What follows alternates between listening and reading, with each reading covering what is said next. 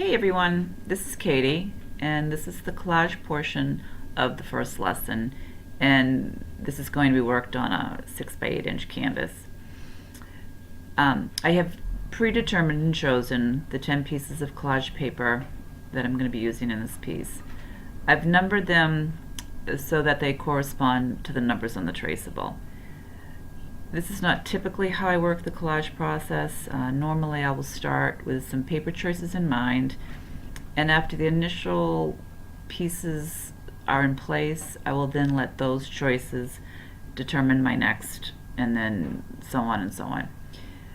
This is the more ideal way to work, but because the choices can be endless, and for someone new to the collage process, this way of working with all these hundreds of choices can be a little daunting.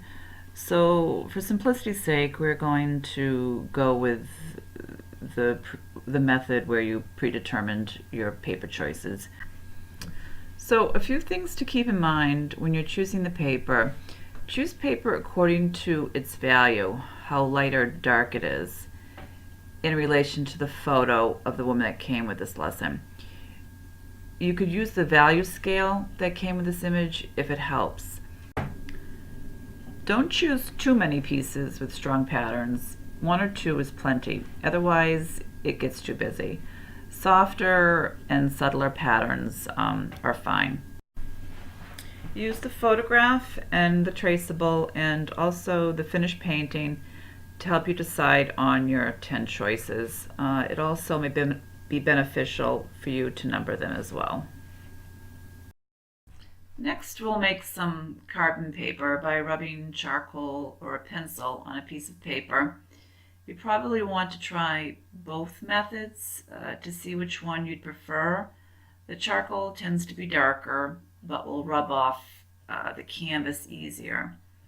Now lay the carbon piece face down on your canvas, and then line up your traceable with your canvas and start to trace with enough pressure for the image to be transferred to the canvas.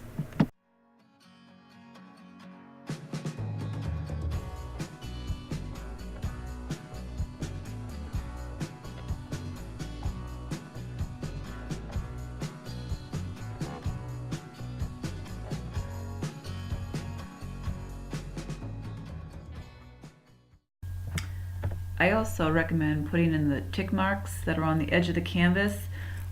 Each of them are in 1-inch increments, and that'll help you with your drawing and your painting, keeping things in place. And then you move the traceable and the carbon paper, and voila, there's your image to go by. And then we can begin our collage process. I have ingeniously numbered the collage pieces in the order in which they are going to be placed on the canvas. So we start with collage piece number 1 and shape it to fit the shirt. That is where that piece is going to go. I'm going to leave a little bit of overlap because there's going to be pieces that are going to fit over this piece.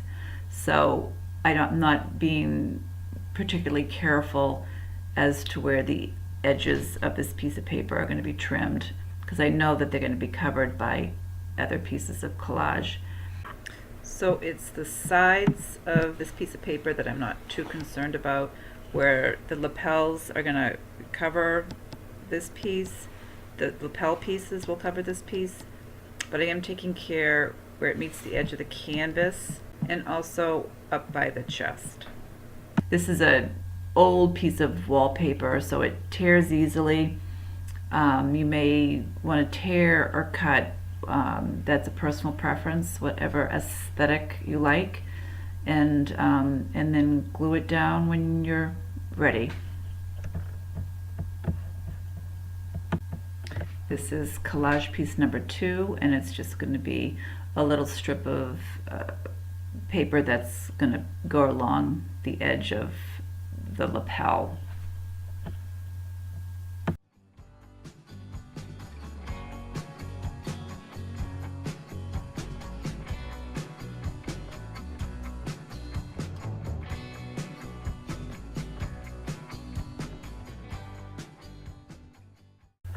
and then glue that down to imply the edge of that lapel.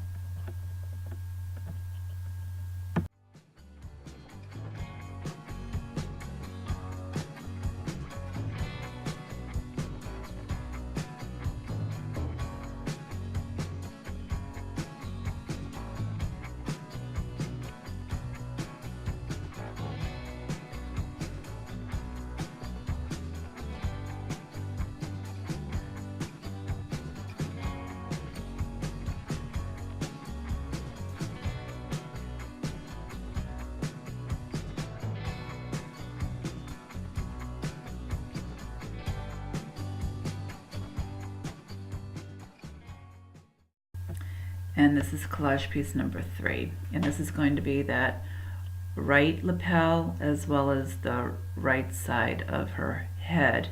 And we're going to put it down all in one piece. And this is just going to take a little bit more time. You have to find out where your drawing lines are and know exactly where you want to be tearing or trimming the paper in order for it to fit exactly where you want it.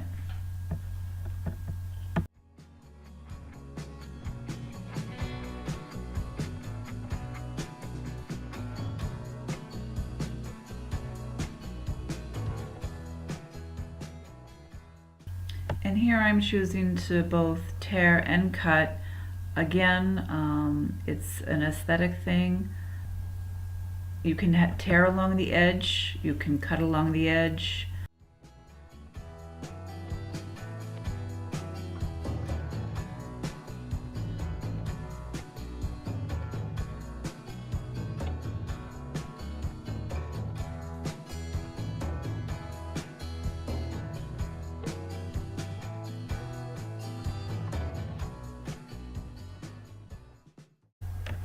Here I decided it was just too tricky to try to find the drawing edge by folding the paper and searching for it that way. So I'm laying the carbon piece down again on top of the collage piece, lining everything up, and then tracing the hairline, the lapel edge, and this way it'll get traced onto the collage piece and I can follow that line in order to tear or cut it.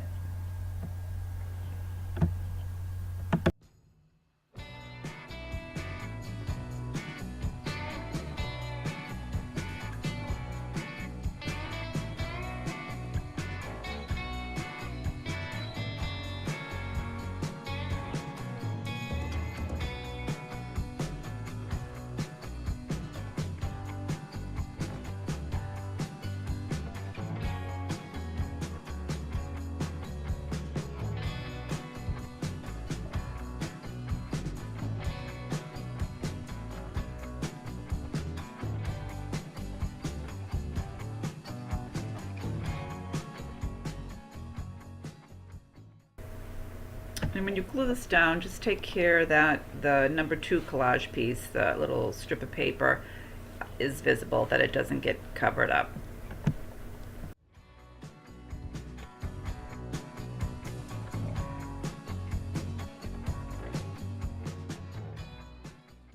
And there you have it, number 3 in place. And now on to number 4. See how easy that is?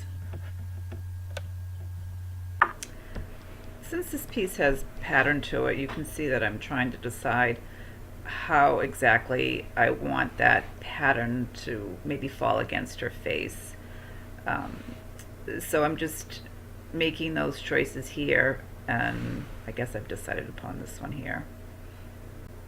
I know I want this piece to come up against the side of her neck, so I'm finding that line here, and I will make the tear according to the edge of her neck, and then go back in and then find the edge of her face, or find the hairline again.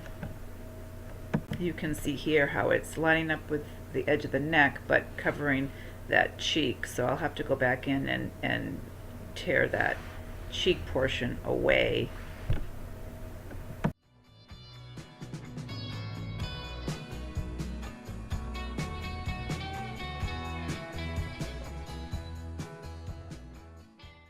and then the paper can rip pretty easily, so I can follow the hairline relatively easy with this piece of paper and then just tear it.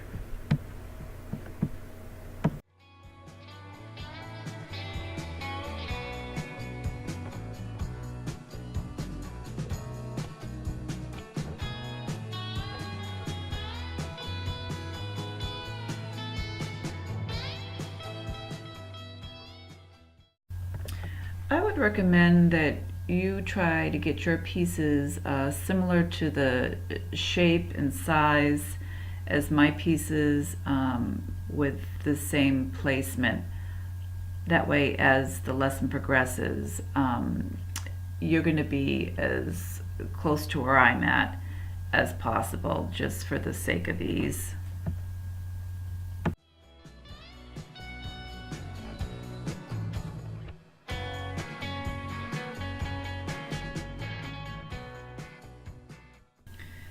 You can see I'm taking a little bit of care here in the placement of the paper.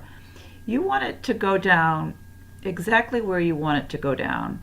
If it's slightly off and you have maybe a color piece of paper underneath it that you want just a piece of that color to show through, and just by you not placing this down where you want it to go exactly, you might lose that little piece of color that was underneath that you found very exciting.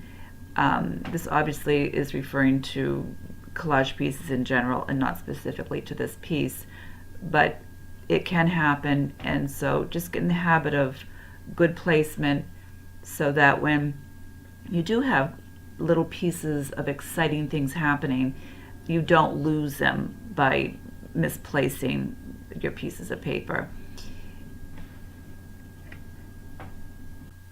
Here I'm tracing on the piece that I just laid down so that I know where I want to place collage piece number 5.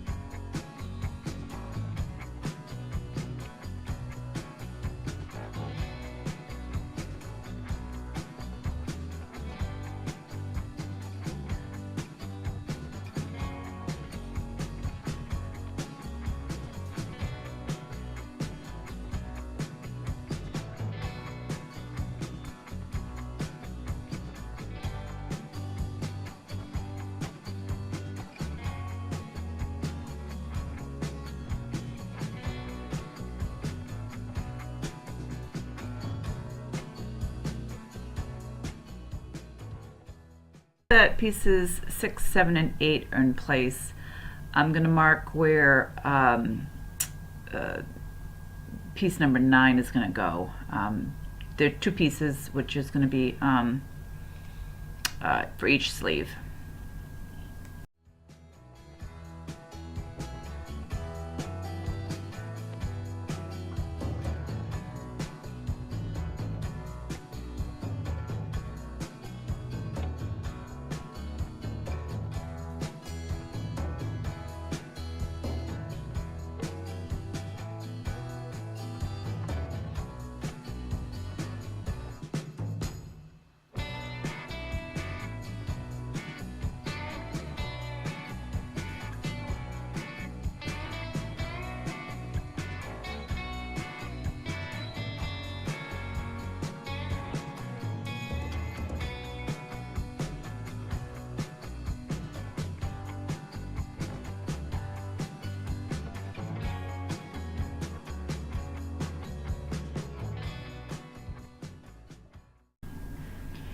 here I'm just bringing piece number 10 into play just to help me determine exactly where I might want to place this piece here, number 9. One kind of leads into the other, so it's good to look ahead to see how things are going to play out.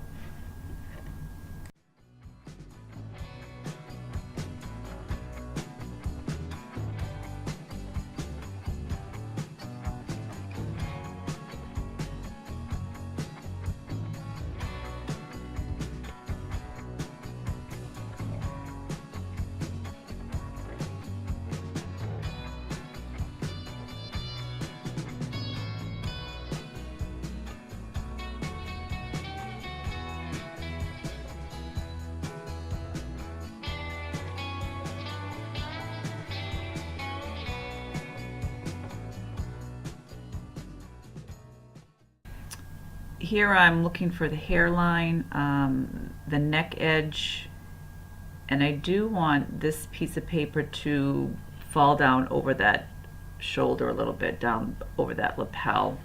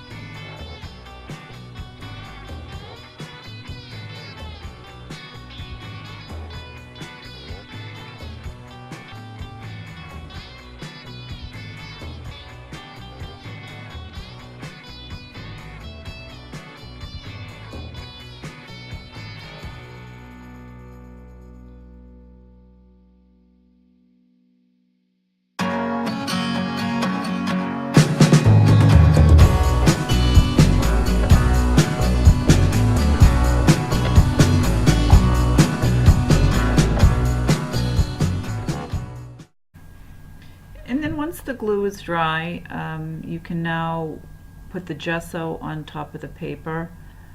I just squirt it on there and brush it around and try to avoid the canvas. I don't necessarily like it when it gets on the canvas. It does have a grit when it dries. I use a soft brush and I make sure I get all the edges.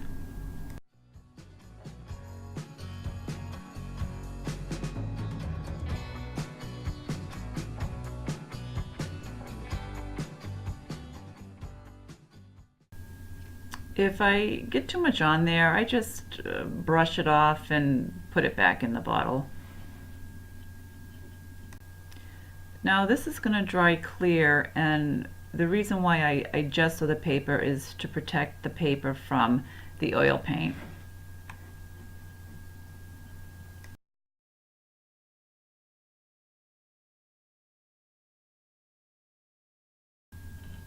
And then once the gesso's dry, I just take a light grit sandpaper and just knock down the tooth a little bit.